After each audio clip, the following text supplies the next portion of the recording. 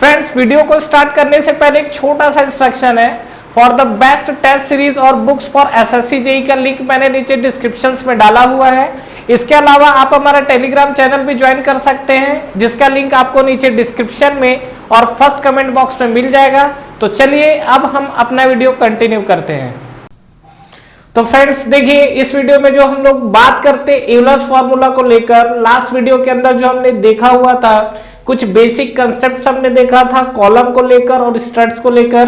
तो इस वीडियो में मैं आपसे बात करने वाला हूं Euler's formula, that is the very very important. अगर मैं यूलर्स फॉर्मूला को लेकर बात करूं तो हमें अभी इस वीडियो में इसके फॉर्मूले देखेंगे और किस तरीके से उसको यूज करना है। और सबसे बड़े मुद्दे की बात की इसमें एक एनालाइज पार्ट भी है कि एक बार समझेंगे कि हम लोग किस तरीके से यूलर्स फॉर्मूले के अंदर जो टर्म्स को लिया गया है वो क्यों लिया गया है। ठीक है, क्योंकि ये सब क्वेश्चंस आपके जब ऑब्जेक्टिव में फ्रेम होती है तो वहां पर फिर चीजें कंफ्यूजन होना स्टार्ट होता है। तो वहां तक हम लोग बढ़ेंगे। तो सबसे पहले हम लोग समझते हैं यूलर्स के बारे में। तो यूलर्स तो डेफिनेटली इन्होंने खोज किया हुआ है, तो डेफिनेटली साइंटिस्ट ही है। और यहाँ पे अगर हम लोग बात करें तो ये सबसे बड़ा क्वेश्चन यहाँ से जो आता है, ठीक है, स्टार्ट होते ही, it is specially applicable only for the long column. ठीक है, ये ध्यान रखिएगा, it is specially applicable only for the long column. ये एक आपका इंपॉर्टेंट है, शॉर्ट कॉलम के अंदर हम लोग अप्लाई इसको नहीं करेंगे। ठीक है, अब ये बताइए कि लास्ट वीडियो में मैंने आपसे क्या बोला हुआ था कि जो लॉन्ग कॉलम होता है, देखिए बेसिकली आपका फेलियर दो टाइप के कॉलम के अंदर हमने देखा था। एक आपका होता है बकलिंग, जो कि कॉलम आपकी बेंड हो जाती थी, और एक आपका होता है क्रशिंग, जो कि शॉर्ट कॉलम के अंदर दिखता था। अगर आपका लॉन्ग कॉलम है तो फेलियर किसके कारण होगा? अगर आपका कॉलम लॉन्ग है, ये मान लीजिए कि हमारे पास लॉन्ग कॉलम है, तो इसके अंदर अगर हम लोग फेलियर को देखें तो फेलियर किस तरीके से होगा? ये कुछ इस तरीके की आपको बकलिंग दिखाई देगी। मतलब ये जो आपको क्या, इसको लोग बकलिंग टेंडेंसी बोलते हैं। तो सबसे पहला चीज एक ये भी बोल सकते हैं कि जो हमारे पास यूलर फॉर्मूला है तो ये आपका लॉन्ग कॉलम के लिए एप्लीकेबल है। या ये भी बोल सकते हैं क्या कि जब आपका कॉलम बकलिंग के कारण फेलियर होता है या बकलिंग फेलियर होता है, उस केस में हम लोग यूलर फॉर्मूला को अप्लाई कर सकते हैं। तो यहाँ पर हम लोग एक टर्म्स और लिख सकते हैं, only for the long column. या हम लोग ये भी बोल सकते हैं क्या, इट इज स्पेशली या it is only applicable when the column is failed due to buckling. ठीक है, तो यहाँ पे और हम लोग लिख सकते हैं यहाँ पर और बकलिंग फेलियर। यहाँ पे और हम लोग यहाँ पर क्या लिख सकते हैं, जहां पर आपका बकलिंग फेलियर हो वहां पर हम लोग रैंकाइन फॉर्मूले को अप्लाई कर सकते हैं। कहानी कुछ समझ में आई, चीजें कुछ क्लियर हुई? तो ध्यान रखिएगा इन चीजों को। अब चलिए यहां से हम लोग थोड़ा सा आगे बढ़ते हैं। यहाँ पर कुछ एजम्पशंस लिया गया है यूलर के द्वारा। एक बार हम लोग एजम्पशंस को देख लेते हैं कि क्या क्या हमारे पास एजम्पशंस है। और एजम्पशन में जो मेन मुद्दा था वो तो मैंने आपको बता ही दिया है, जो मैंने यहाँ पे लिखा हुआ है। ठीक है, फिर भी एक बार देख लेते हैं। फर्स्ट है आपका ये एजम्पशंस पूछता है, ध्यान रखिएगा। और एग्जाम के क्वेश्चंस ऐसे आते हैं, which one is not the assumption for the Euler column. ठीक है, तो नॉट द एजम्पशंस आ जाता है। और आजकल ये क्वेश्चन बहुत ट्रेंड में चल ही रहा है कि जो नॉट वाले ऑप्शंस आते हैं, और बेसिकली वहां पर कंफ्यूजन ये होता है कि हम लोग क्या है, चीजें हमें पता रहती है, लेकिन जैसे जैसे क्या है एग्जाम्स के थोड़े प्रेशर जो स्पीड रहती है उसके चलते नॉट मिस हो जाता है और फिर वहां पे कहानी उल्टी हो जाती है। ठीक है, तो एजम्पशंस में फर्स्ट हम लोग लिख सकते हैं क्या, यहाँ पर column is too large. Column is too large, ये हमारे पास पहला एजम्पशन है। वही मैंने आपको लॉन्ग कॉलम के लिए बोला हुआ है, ये आपका टू लार्ज है। सेकेंड हम लोग बोल सकते हैं क्या, लोड इज प्योर एक्सियल। ठीक है, सेकेंड हम लोग अगर हम लोग बात करें तो लोड इज प्योर एक्सियल। ठीक है, आपका जो लोड लगेगा वो प्योर एक्सियल लोड होना चाहिए। एक्सियल लोड का मतलब आप समझ गए हैं कि ये जो आपका कॉलम है, तो ये जो आपकी एक्सिस है, बिल्कुल ये एक्सिस पे आपका क्या वर्टिकली डाउनवर्ड फोर्स लगेगा। ठीक है, ये हम लोग मान के चल रहे हैं, मतलब किसी तरीके का इसमें इंक्लाइंड फोर्स नहीं लेना है, ध्यान रखिएगा। जो लोड आपको लग रहा है वो वर्टिकली डाउनवर्ड रहना चाहिए, तभी आपका क्या होगा, क्योंकि कॉलम आपका होता है, कॉलम का डेफिनेशन मैंने क्या बताया, जो आपका वर्टिकल मेंबर है, तो वर्टिकल मेंबर के अलोंग जो फोर्स लगेगा वही तो आपका एक्सियल लोड होगा। तो लोड इज प्योर एक्सियल बोला जा सकता है। थर्ड हम लोग बोल सकते हैं क्या, material is homogeneous and isotropic. ठीक है, material is homogeneous, material is homogeneous and isotropic. ठीक है, अब ये होमोजीनियस और आइसोट्रोपिक ये तो आपका जान लो कि पूरा पूरा जब आप सोम पढ़ रहे हो ना तब से ये आपका जो एजम्पशन है ये कॉमन चला आ रहा है। ठीक है, होमोजीनियस और आइसोट्रोपिक का मतलब समझ रहे हो, आइसोट्रोपिक का मतलब सभी डायरेक्शंस में आपको प्रॉपर्टी सेम मिलेगी, होमोजीनियस का मतलब उसके हर एक पॉइंट पे अगर जाओगे तो वही प्रॉपर्टी को शो करेगा। ठीक है, this is called homogeneous and isotropic. इसको आप समझना चाहते हो तो सीधा सीधा देख लो, ये मान लो इस पे नंबर्स ऑफ अलग अलग आपके मटेरियल लगे हुए हैं। होमोजीनियस का मतलब ये है कि अगर ये प्रॉपर्टी को ई रिप्रेजेंट है, मान लो कि यंग मॉडुलस ऑफ इलास्टिसिटी है, अगर ये आपका मान लो इस डायरेक्शन में अगर आपको ई शो कर रहा है तो सभी आपका क्या होगा, ई होगा। ठीक है, ये आपका बना होमोजीनियस। और एक आपके पास क्या आपने बोला, आइसोट्रोपिक, मतलब सभी डायरेक्शन में सेम होनी चाहिए। इस पार्टिकल के लिए अगर एक्स डायरेक्शन में ई है तो वाई और जेड डायरेक्शन में भी प्रॉपर्टी क्या होनी चाहिए, ई होनी चाहिए। अब ये चूंकि होमोजीनियस है तो अगर वाई डायरेक्शन में यहाँ पर ई है तो ये भी आपको क्या मिलेगा, ई ही मिलेगा। तो ये आपको देख रहे हैं तो ये आपको क्या मिलेगा, यहाँ पर ये आपको ई मिलेगा। तो कहानी क्लियर है यहाँ तक, ध्यान रखिएगा। तो ये हमारे पास जो प्रॉपर्टी मिला हुआ है, तो यहाँ पर आप देख सकते हो कि जो हमारे पास मटेरियल है, मटेरियल इज होमोजीनियस है और साथ ही साथ आपका क्या है, आइसोट्रोपिक मटेरियल है। क्लियर है कहानी। तो ये हमारे पास assumptions के कुछ टर्म्स कंडीशंस हैं। Columns too large, pure load is pure axial, material is homogeneous और आइसोट्रोपिक। ठीक है, और ये भी बोल सकते हैं कि आपका जो बकलिंग है, जो आपका बकलिंग फेलियर ही होगा, मतलब क्रशिंग इफेक्ट को नेग्लेक्ट करेंगे। अब नो डाउट यहाँ पर बकलिंग फेलियर है तो effect of crushing is neglected. तो यहाँ पे नेक्स्ट हम लोग ये बोल सकते हैं, फोर्थ अगर पॉइंट की बात करें तो यहाँ पे ये बोला जा सकता है क्या, effect of crushing, effect of crushing is neglected. ठीक है, effect of crushing is neglected. तो इफेक्ट ऑफ क्रशिंग का मतलब आपको समझ में आ रहा है। इफेक्ट ऑफ क्रशिंग अगर आप देखोगे तो ये आपका नेग्लेक्ट है, मतलब सीधी सी बात है। देखिए ये जो आपका कॉलम है, जब इस पे लोड लगेगा तो एक बकलिंग होगा, एक क्रशिंग होगा। पहले फेल किसके कारण हो रहा है, बकलिंग के कारण हो रहा है, तो नो डाउट क्रशिंग का इफेक्ट इसमें कंसीडर नहीं है। मतलब अभी मैं जो यहाँ पर यूलर फार्मूला लिखने वाला हूँ उस पे आपका क्रशिंग का इफेक्ट नेग्लेक्ट रहेगा। ये ध्यान देना, ये सब चीजें आपके ऑब्जेक्टिव्स में पूछी जाती है और ये सब चीजें तो आप बिल्कुल बता दोगे। एक जो आपका फर्स्ट वाला पॉइंट है that is the important, column is too large, और ये लास्ट वाला पॉइंट। ठीक है, इफेक्ट ऑफ बकलिंग नेग्लेक्टेड है, इफेक्ट ऑफ क्रशिंग नेग्लेक्टेड है, ये दोनों को हम लोग कंसिडर करते हैं। ये ऑप्शंस बनेंगे आपके, ध्यान रखेंगे। तो चलिए अब हम लोग आगे बढ़ते हैं। अगर इतनी कहानी हमें क्लियर है तब हम लोग यहाँ से आगे बढ़ते हैं और देखते हैं यूलर्स फॉर्मूले के साथ। तो यूलर्स अगर मैं लोड की बात करूं तो फाइनली हमारे पास जो निकल कर आता है यूलर्स लोड, इसको हम लोग P से डिफाइन कर रहे हैं, यूलर लोड, जिसको हम लोग क्या लिखते हैं, PE। ठीक है, तो यूलर्स लोड के अंदर अगर हम लोग बात करें PE को लेके तो ये हमारे पास क्या मिलेगा, this is equal to pi square EI divide by LE का स्क्वायर। कहानी को समझ में आया। ये हमारे पास यूलर लोड है, पाई स्क्वायर EI अपॉन LE का स्क्वायर। अब देखो ये क्या क्या टर्म्स है और क्या क्या टर्म्स इसमें हमें देखना है। This is the pi square EI। ठीक है, अभी मैंने ये फॉर्मूले को ना कंप्लीट नहीं लिखा है। ठीक है, अभी क्या क्या चीजें हैं एक बार समझते हैं। देखिए सबसे पहला चीज, ये फॉर्मूला आया कहाँ से, ये फॉर्मूला टोटली बेटा डेराइव होकर आया हुआ है, वो डेरिवेशन नहीं करा रहा हूँ, नहीं जरूरत है। ठीक है, दूसरा चीज क्या क्या टर्म्स इसमें डिफाइन है। पाई तो हम लोग समझ गए कि पाई तो कांस्टेंट टर्म्स है तो उसको डिफाइन करने की जरूरत नहीं है।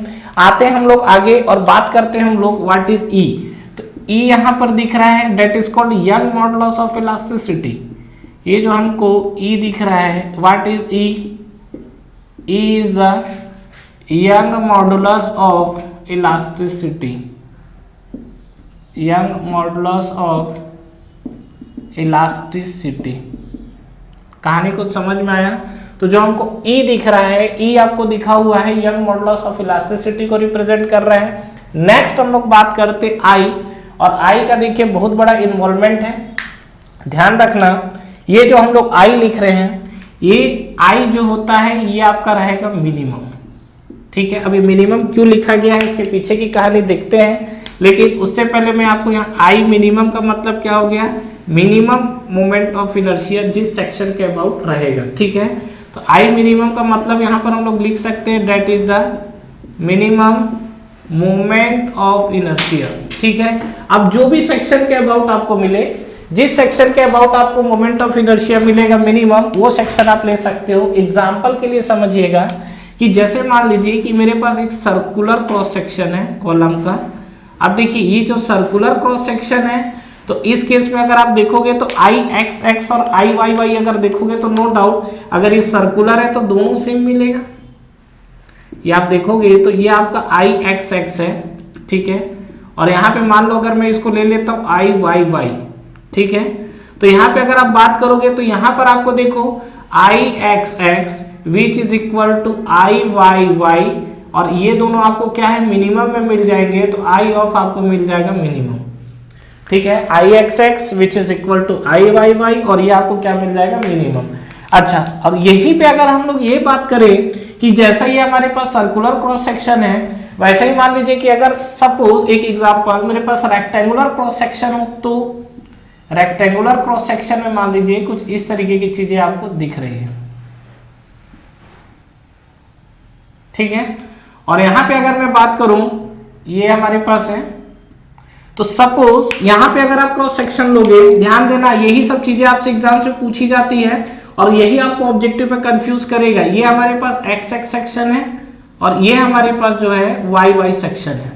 ठीक है, अगर मान लीजिए यहाँ पे जब आप कैलकुलेट करोगे तो देखो सबसे पहली बात moment of inertia. Moment of inertia देखो लोड आपका लग कहाँ पे रहा है, लोड आपका लग रहा है इस पोजीशन पे, टॉप सरफेस पे लग रहा है ना ये, तो यहाँ पे अगर आपका लोड लग रहा है दैट इज द पी, यहाँ पे जो लोड लग रहा है वो आपका लग रहा है पी, तो पी आपका लग रहा है ये एक्स एक्स सेक्शन और ये वाई वाई सेक्शन है, तो इसी के अबाउट आपका लोड लग रहा है। तो अगर इस सिनारियो में अगर हम लोग बात करें तो हमको क्या मिल सकता है कि ये जो हमारे पास एक्स एक्स सेक्शन है और ये हमारे पास वाई वाई सेक्शन है, और यहाँ पे आपका लोड अगर लग रहा है पी, तो इस जो एरिया है इस एरिया के अबाउट लेंगे। और सपोज मान लीजिए एक एग्जांपल, देखिए ये वाला मैं इस केस के लिए बताया था, इस केस की अगर मैं बात करूं तो सपोज मान लो आई एक्स एक्स है और यहाँ पे अगर मैं बात करूं आई वाई वाई को लेकर, तो एक्स एक्स और वाई वाई यहाँ पर मिनिमम कौन सा टर्म्स है, डेफिनेटली आई वाई वाई वाला मिनिमम है। अगर हुआ तो हो सकता है आई एक्स एक्स मिनिमम हो, मुझे नहीं पता, जस्ट मैंने कंसिडर किया हुआ है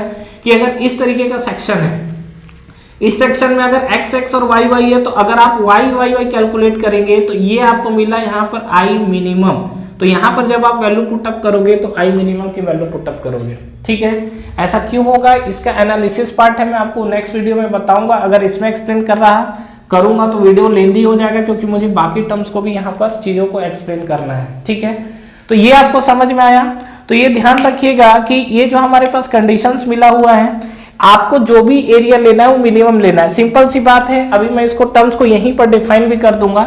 नेक्स्ट हम लोग बात करते हैं, देखिए LE, what is LE, LE is the equivalent length. ठीक है, यहाँ पे अगर हम लोग बात करें तो चलिए मैं यहाँ पे लिख रहा हूँ, ये जो हमारे पास एलई और एलई हमारे पास है that is called equivalent length. चलिए मैं इस साइड लिखता हूँ, इसमें हम मुझे कुछ चीजों को एक्सप्लेन करना है। ठीक है, तो यहाँ पे हम लोग बात करते हैं, यहाँ पे आप देखिए व्हाट इज एलई, एलई जो हमको मिला हुआ है this is called equivalent length. अब यही चीज मैं लास्ट वीडियो पे भी आपसे बात कर रहा था कि ये इक्विवेलेंट लेंथ जानना जरूरी है, क्या कहानी है। तो जो हमारे पास ये इक्विवेलेंट लेंथ होता है ना एलई, ठीक है, ये हमारे पास होता है LE equal to alpha into L. कहानी कुछ समझ में आया, एलई आपके पास क्या है इक्विवेलेंट लेंथ, और इक्विवेलेंट लेंथ में हमको क्या मिलेगा अल्फा इंटू एल। अब यहाँ पे देखिए बात करते हैं, जो आपके पास अल्फा है, अल्फा आपको क्या रिप्रेजेंट कर रहा है, that is the fixing ratio. Alpha आपको क्या रिप्रेजेंट कर रहा है, this is called fixing ratio. ठीक है, मतलब आपने किस तरीके से फिक्स किया हुआ है कॉलम को। ठीक है, याद है हमने टाइप्स अलग अलग कॉलम की जो फिक्सिंग की थी, कहीं हिंज था कहीं फिक्स था कहीं दोनों का कॉम्बिनेशन था, उसके ऊपर डिपेंड करेगा। और यहाँ पर जो मैंने L लिखा हुआ है ये आपका क्या है, that is called length of the column. ये जो हमको L दिख रहा है what is L, length of the column. तो ये आपको क्लियर हुआ यहाँ पर। तो ये ध्यान रखिएगा कि ये जो हमारे पास L है, अगर हमको L कैलकुलेट करना है तो ये अल्फा इंटू एल। अब एल तो आपको समझ में आ रहा है कि कॉलम का लेंथ आपको नोट आउट दिया होगा, लेकिन जो यहाँ पर अल्फा की बात हो रही है, अल्फा आपका फिक्सिंग रेशियो है। तो इस अल्फा को समझना है कि अल्फा की वैल्यू कौन से कंडीशंस के लिए क्या होगी। बेसिकली हमारे पास 4 तरीके के केसेस हैं और उस 4 तरीके के केसेस में ये अल्फा की वैल्यू अलग अलग होगी। तो ये अल्फा की वैल्यू को हम लोग कैलकुलेट करेंगे, कैलकुलेट करने के बाद यहाँ पर वैल्यू पुटअप करेंगे तो हमको समझ में आएगा। तो ये आपका जो इक्विवेलेंट लेंथ है, इसके लिए मैं आपको नेक्स्ट वीडियो में डिस्कस करूंगा कि यहाँ पर इक्विवेलेंट लेंथ आपका किस किस तरीके से निकलेगा, ठीक है। फिलहाल यहाँ पर जो मैं मिनिमम या जो आपका आई को लेकर बात कर रहा था, ये मिनिमम हम लोग किस तरीके से लेके बात करेंगे, एक बार मैं इसको आपको बता दे रहा हूँ कि यहाँ पर मैंने मिनिमम क्यों लिया हुआ है, ठीक है। देखिए सीधी सी बात है, एक चीज मुझे ये समझ में आ रहा है कि ये आपका यूलर लोड बेयरिंग कैपेसिटी है। तो यूलर लोड बेयरिंग कैपेसिटी में अगर आप देखो तो आपको एक चीज दिख रहा होगा क्या, कि जितना ज्यादा आप आई की वैल्यू को बढ़ाओगे, ठीक है, उतना ही ज्यादा आपको क्या है, यूलर की लोडिंग कैपेसिटी बढ़ेगी। ये चीज आपको समझ में आया, जितना ज्यादा मुझे आई बढ़ेगा उतना ज्यादा लोडिंग कैपेसिटी बढ़ेगी। लोडिंग कैपेसिटी बढ़ने का मतलब ये है कि इसके अंदर अगर मैं बात करूं कॉलम के स्ट्रेंथ को लेकर, ठीक है, इसके अंदर अगर हम लोग बात करें तो यहाँ पे ये जो आपका कॉलम का स्ट्रेंथ है, ये कॉलम का स्ट्रेंथ भी आपको उतना ही ज्यादा मिलेगा। और याद करिए आप बीम के केस में भी हम लोग जैसे जैसे आई को बढ़ा रहे थे वैसे वैसे बीम का स्ट्रेंथ बढ़ता जा रहा था। मतलब कुल मिला के ये जो आई है that is called moment of inertia. Moment of inertia आप जितना ज्यादा इंक्रीज करोगे, वो चाहे बीम हो चाहे कॉलम हो, दोनों के केस में आपको क्या है, स्ट्रेंथ आपका बढ़ते चले जाएगा। क्लियर है? तो ये जो चीजें हैं ध्यान रखिएगा। और ये जैसा आई बढ़ रहा है तो यहाँ पर आपका क्या है, यूलर लोडिंग कैपेसिटी बढ़ी। अब समझिएगा कि ये जो आपका क्या है, कहीं ना कहीं कॉलम के स्ट्रेंथ को बढ़ा दिया है। मतलब जितना ज्यादा आप आई की वैल्यू बढ़ाओगे उतना ज्यादा क्या है, कॉलम की लोडिंग कैपेसिटी बढ़ेगी। अब एक चीज को देखिए यहाँ पर, चीजों को थोड़ा सा, ये आई को मैं एक्सप्लेन कर रहा हूँ, एल वाला मैं आपको नेक्स्ट वीडियो में बता दूंगा। आई को जो मैंने आपको कहा था उसको मैं अभी आपको बता देता हूँ कि ये जो हमारे पास आई की कहानी है, ये आपको आई किस किस तरीके से मिलेगा। तो एक बार हम लोग देखते हैं। देखिए यहां पे अगर हम लोग बात करें तो कुल मिला के आई, देखिए मिनिमम का क्या मतलब है, जैसे मैंने यहां पर आपको बताया, आई जैसे मैंने आपको बताया हुआ है तो आई आपको क्या मिनिमम है। एक एग्जांपल जैसे ले लेते हैं, सपोज मान लीजिए कि ये मेरे पास एक सेक्शन है, ठीक है, ये मेरे पास एक सेक्शन है, कॉलम की तरह ही बिहेव कर रहे हैं, ठीक है। यहां पे एक एग्जांपल हम लोग ये लेके चल रहे हैं क्या, कि ये जो आपका एक लोड लग रहा है, और यहाँ पे अगर एक्सिस की बात करूं तो ये हमारे पास एक एक्स एक्सिस है, ठीक है, और दूसरा अगर बात करें तो ये हमारे पास वाई वाई एक्सिस है, ठीक है। अगर मैं इस पे लोड को लेकर बात करूं तो ये हमारे पास क्या है, पॉइंट है, और यहाँ पे जो आपको डाउनवर्ड आ रहा है ये आपको क्या मिल रहा है, दैट इज कॉल्ड पी, जो कि आपका लोड है। क्लियर? यहाँ पे अब आप क्या है निकालोगे, तो इसका अगर x और y की अगर लेंथ, विड्थ और हाइट की बात करूं तो चलिए मैं इसका एक बार यहाँ डायमेंशन शो कर देता हूं आपको। मान लीजिए कि सपोज ये आपका जो लेंथ है इसको हम लोग l ले लेते हैं, ये हम लोग का विड्थ है तो b ले लेते हैं, और ये जो हमारे पास है इसको हम लोग ले लेते हैं, दैट इज h। क्लियर?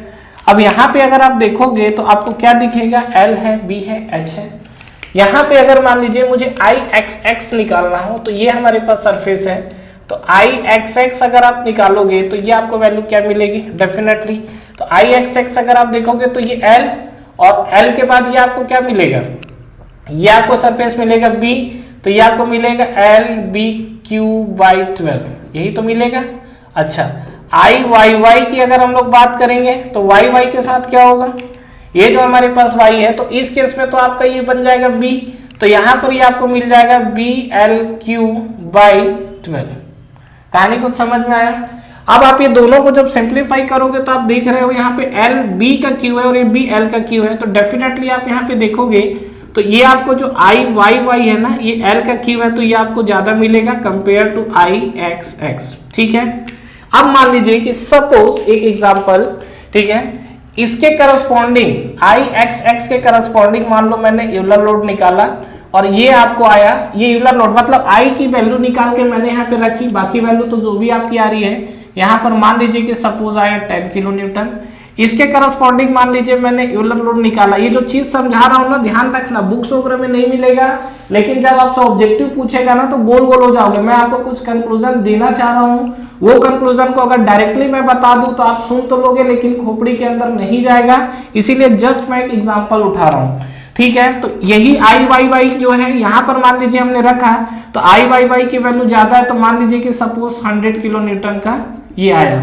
तो ये बताइए कि यहाँ पर अगर इस तरीके का मेरे पास अगर डिजाइन है, ठीक है, तो ये कितने लोड के लिए सेफ होगा।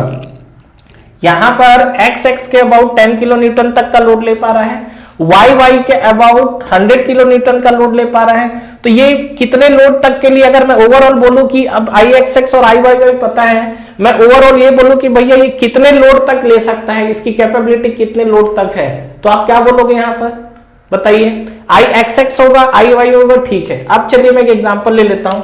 अगर मैं बोलूं कि क्या ये बीम 5 किलो न्यूटन का लोड ले, कॉलम 5 किलो न्यूटन का लोड ले सकता है, डेफिनेटली ले सकता है, क्योंकि इसका जो लिमिटिंग कैपेसिटी 10 और 100 पे जा रहा है। ठीक है, नेक्स्ट पे बात करता हूं 8 किलो न्यूटन पे। 8 किलो न्यूटन पे सेफ है, बिल्कुल सेफ है।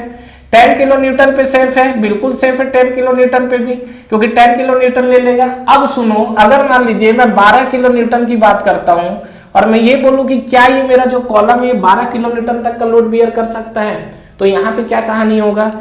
ये आप देख रहे हो कि एक्स एक्स के अबाउट 10 किलो न्यूटन का ले रहा है, तो वाई वाई के अबाउट तो सेफ है, वाई वाई के अबाउट तो सेफ है, लेकिन जो एक्स एक्स वाला सेक्शन है यहाँ पर ये 10 किलो न्यूटन से ज्यादा ले ही नहीं सकता।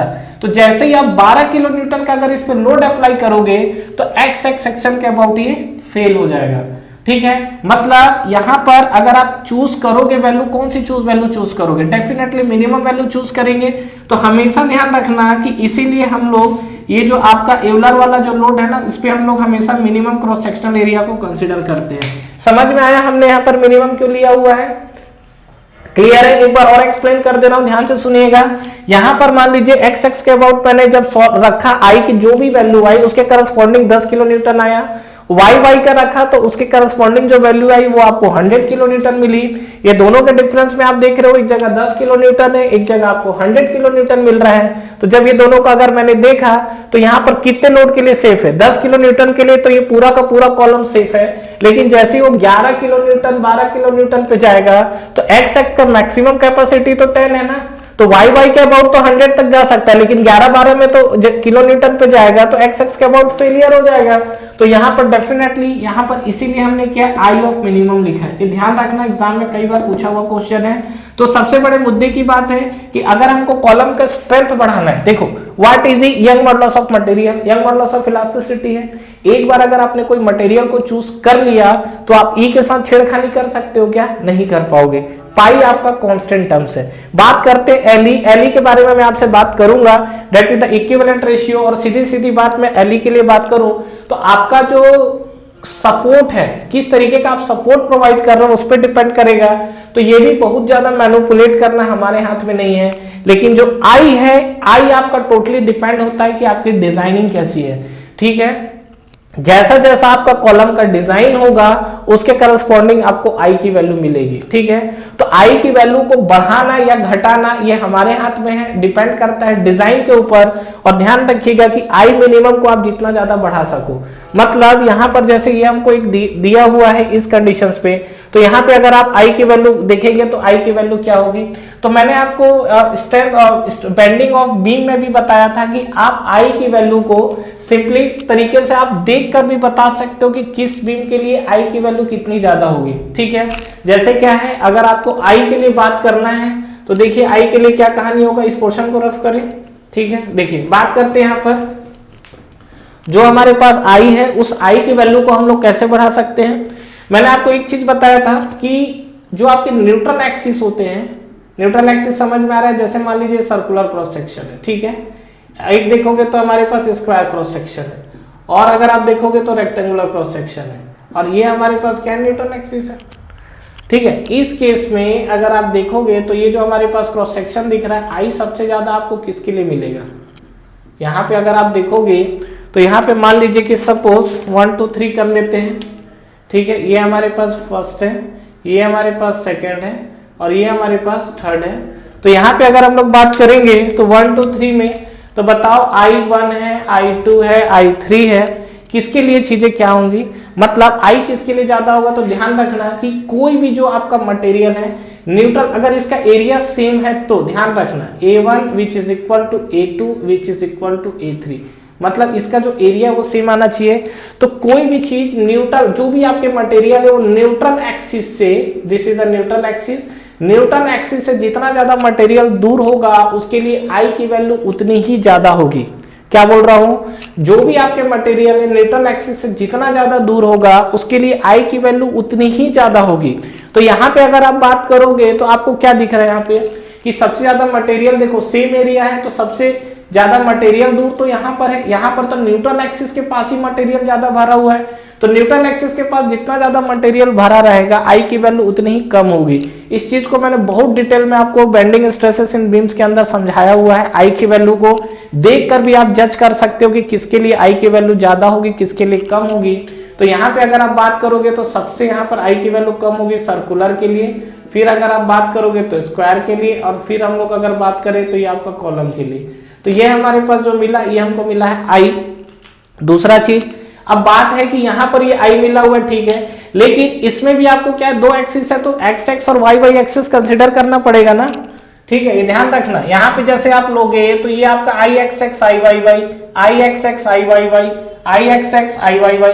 अब बात ये है कि इसमें जो आपको मिनिमम होगा वो चीज लेना है, ठीक है, ये ध्यान रखना, आई ऑफ मिनिमम जो आपको होगा वो चीजें लेना है आपको।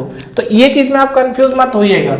अब क्या है कि देखिए मिनिमम क्रॉस सेक्शन एरिया वो आपका डिपेंड करता है कि आपने कौन सा एरिया चूज किया हुआ है, ठीक है।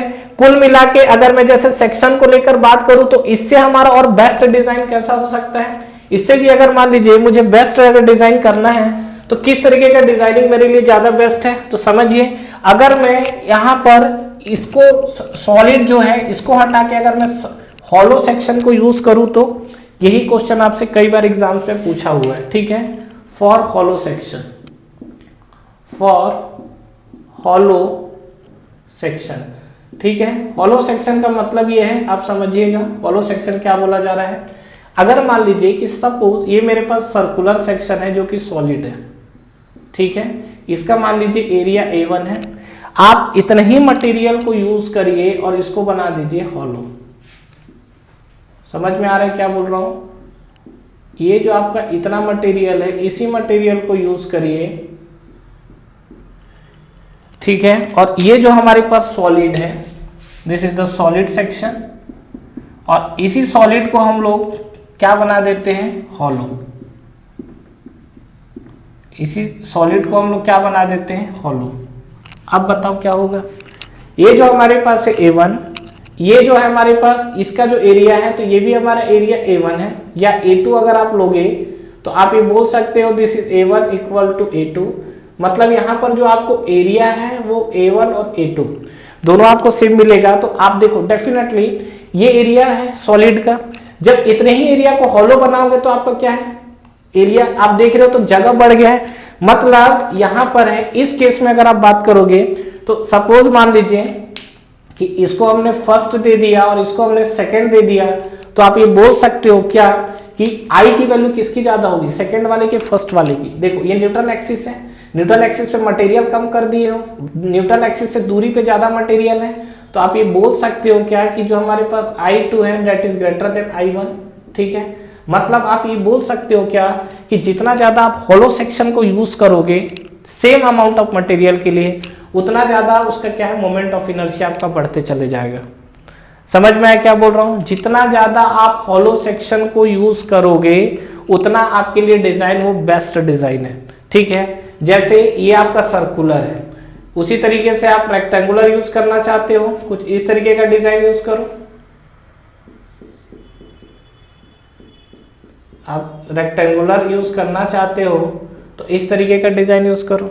ये आपका स्क्वायर क्रॉस सेक्शन हो गया, मतलब हॉलो यूज करना ज्यादा बेस्ट है कंपेयर टू जो हम लोग सॉलिड क्रॉस सेक्शन यूज कर रहे हैं। क्यों, क्योंकि वो कहीं ना कहीं आपकी जो आई मिनिमम की वैल्यू है ना उसको बढ़ा देता है, ठीक है। और आप क्या है, अगर कॉपी पेन में चाहो तो इसका कोई भी डायमेंशंस लेके आप कैलकुलेट कर लेना, आपको चीजें खुद क्लियर हो जाएगी। तो यहाँ पर एक कंक्लूजन हमको ये समझ में आया क्या कि जो भी हमारे पास डिजाइन हमको दिख रहा है, जो भी चीजें हमको दिख रही है, हॉलो जो है फाइनल, ये बहुत इंपॉर्टेंट क्वेश्चन है, ध्यान रखना, ठीक है। हॉलो सेक्शन जो है वो आपका बेस्ट डिजाइन है, पहला चीज, ठीक है। हॉलो सेक्शन है वो आपका बेस्ट डिजाइन है, क्यों? बिकॉज ऑफ, यहां पे अगर मैं बात करूं क्यों, बिकॉज ऑफ जो मिनिमम मोमेंट ऑफ इनर्शिया है वो आपका बढ़ जाता है, ठीक है। हॉलो सेक्शन आपका बेस्ट डिजाइन है, क्यों? क्योंकि इसका जो मिनिमम मोमेंट ऑफ इनर्शिया है वो आपका क्या है, इंक्रीज हो जाता है, ठीक है। तो ध्यान रखिएगा, और इसके कंपैरिजन में फिर सॉलिड आएगा तो नो डाउट आपका कम होगा, तो ये चीज आपको ध्यान रखना है। इसीलिए समटाइम्स आपको चैनल सेक्शन वर्ड भी यूज करता है, ठीक है। तो अलग अलग जो भी सेक्शन है, ये सब जो मैंने आपको बताया हुआ है ये बहुत इंपॉर्टेंट है, ध्यान रखिएगा। यहाँ से आपको घुमा घुमा के क्वेश्चन तो पूछेगा ऑब्जेक्टिव में, इंटरव्यू में भी क्वेश्चंस पूछेंगे, तो ध्यान रखेंगे। आपको कुल मिला के आई मिनिमम से ही खेलने वाला है। आप आई मिनिमम जितना ज्यादा बढ़ा लो वो आपका टैलेंट है, मतलब आपकी डिजाइनिंग के ऊपर बेस्ड रहेगा। तो अगर आपके पास स्पेस का कोई भी कंस्ट्रेंट ना हो तो बेझिझक आप हॉलो सेक्शन यूज करो। अब आप बोलोगे कि हर जगह हॉलो सेक्शन क्यों नहीं यूज करते हैं, क्यों नहीं यूज करते हैं? क्योंकि ये जो आपका स्पेस है ना, ये स्पेस को आपको बढ़ा देगा, और ये अगर आपको स्पेस बढ़ाया तो फिर वहां पे प्रॉब्लम हो जाएगी। कैसे, आप समझिए। थोड़ा सा मैं इसका प्रैक्टिकल एग्जांपल दे रहा हूं, ध्यान रखिएगा, ठीक है। इसका तो कहानी हो गया, एक प्रैक्टिकल एग्जांपल देखो, ठीक है। आप जहां भी रहते होंगे कहीं ना कहीं आपके आसपास फ्लाईओवर के डिजाइन हो रहे होंगे, ठीक है। ये मान लीजिए कि हमारे पास रोड है, ठीक है, इतना जाने के लिए है, और ये बीच में आपका लाइनिंग है, यहाँ से एक वन वे, यहाँ से आपका इस तरीके से लोग आना जाना लगे हुए, ठीक है।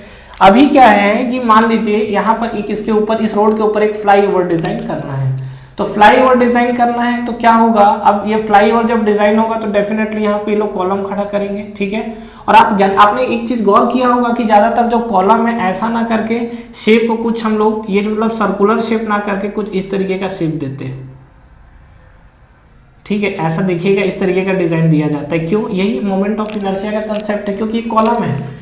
अब आपका मान लीजिए कि ये सॉलिड सेक्शन दिया, तो सॉलिड सेक्शन दिया तो ये अब क्या है, ऊपर उठेगा, ऊपर उठेगा, फिर ऊपर ब्रिज का डिजाइन होगा, ठीक है।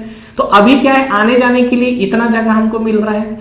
अगर मान लीजिए इसी एरिया को कांस्टेंट मेंटेन करके हॉलो डिजाइन करेगा तो स्ट्रेंथ तो बढ़ जाएगा, लेकिन इसी एरिया को अगर आपको हॉलो मेंटेन करेगा तो ये वाला पोर्शन बनेगा, डिजाइन तो ये बनेगा, क्योंकि अब ये क्या है, आपका हॉलो डिजाइन कर रहे हैं। तो जब आप ये चीज को हॉलो डिजाइन कर रहे हो तो स्ट्रेंथ तो बढ़ा लिए, लेकिन यहाँ पे आने जाने के लिए क्या है, स्पेस कम हो गया ना, ठीक है। तो ये एक बहुत बड़ा इसका एक रीजन है कि बेसिकली क्या है, इस आपका हॉलो सेक्शन स्ट्रेंथ बढ़ाता है, लेकिन आपका स्पेस भी क्या करता है, कंज्यूम करता है, ठीक है।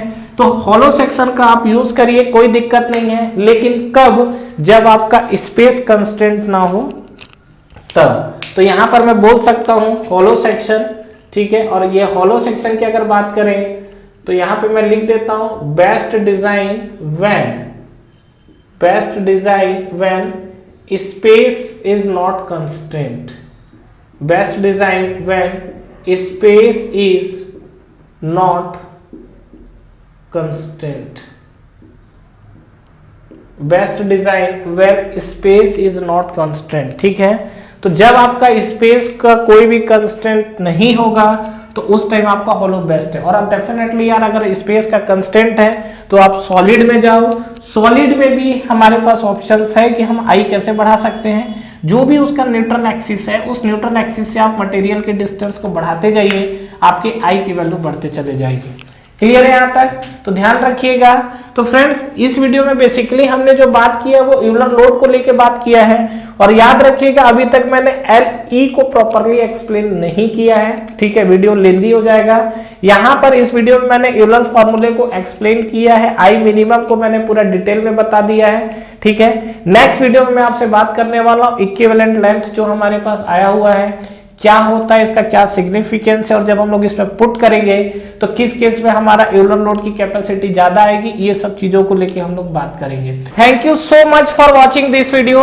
फ्रेंड्स, इस वीडियो को लाइक करिए, ज्यादा से ज्यादा फ्रेंड्स के साथ शेयर करिए, और अगर आप इस चैनल पे नए हैं तो चैनल को सब्सक्राइब करना ना भूलें, बेल नोटिफिकेशन जरूर प्रेस करिएगा, जिससे जो भी लेटेस्ट अपडेट है वो आप तक पहले पहुंचे। इसके अलावा आप हमारा टेलीग्राम चैनल भी ज्वाइन कर सकते हैं, जिसका लिंक नीचे आपको डिस्क्रिप्शन में और फर्स्ट कमेंट बॉक्स में मिल जाएगा। Friends, for the best test series और बुक्स फॉर एसएससी जेई का लिंक भी नीचे आपको डिस्क्रिप्शन में मिल जाएगा। तो ठीक है फ्रेंड्स, तैयारी करते रहिए। Wish you all the best.